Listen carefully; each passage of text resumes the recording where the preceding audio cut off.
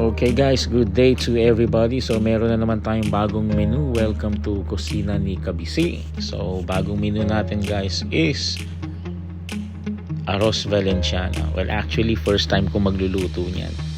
So ayan yung mga ingredients natin. Meron tayong pasas, carrots, tomato, garlic, onion, bell pepper, green peas, chicken, and also yung bigas na yan, sinain ko na yan sa turmeric. Malagkit, 1 cup na malagkit at saka 1 cup na jasmine rice. So gisa na tayong bawang. So sautein nyo lang yung bawang, tapos sautein nyo yung sibuyas. Actually yung arroz Valenciana pala, pwede ka pala maghalo ng kahit ano dyan. Kumbaga ikaw magde-decide kung anong gusto mong halo. Kumbaga you create your own originality. So yan yung mga ginamit ko. So I decided na gamitin yung chicken na may buto kasi mas malasa siya pag niluto mo siya ng maigi. So nilagay na natin yung chicken guys. After that, sautay lang natin ng isautay. Hindi pa ako naglalagay ng tubig dyan kasi gusto ko yung chicken lutong-luto, naluluto sa sarili niyang mantika. Tapos sinunod ko na rin yung hotdog. Wala tayong chorizo eh. So hotdog siguro pwede na. Tingnan natin kung ano magiging lasa at the end. Okay. So nasa medium fire lang ako dyan.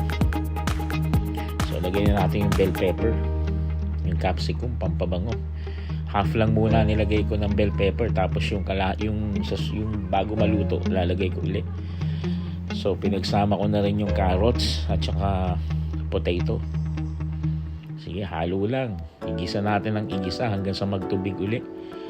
Kasi guys, pag ginigisa natin ng maigi, dun lumalabas yung lasa niyan eh. Yung lutong-luto. Okay, ngayon guys, ayan, lutong-luto na siya. Nilagay ko na rin yung pasas dyan. So, yan, green peas nilagay ko na rin. Naglagay din ako dyan ng chicken cubes. Salt and pepper. Again, salt and pepper to taste. Kayong bahala. Kayong mag-decide.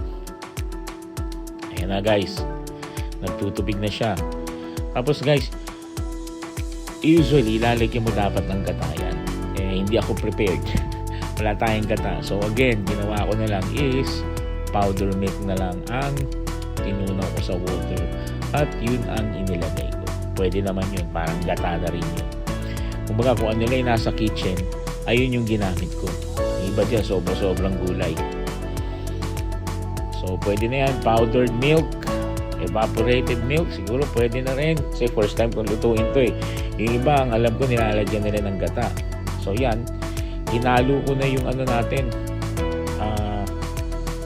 Yellow rice natin. Again guys, yung sa yellow rice natin ang ginawa ko dyan, 1 cup ng malagkit, 1 cup ng ordinaryong bigas or jasmine rice.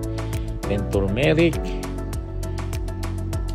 Ayan guys, tingnan nyo, yan yung finished product natin. Napakaganda, napakasarap. Okay, thank you guys. Please like and share and subscribe. Enjoy. Guys, comment naman dyan. Napakasarap, grabe.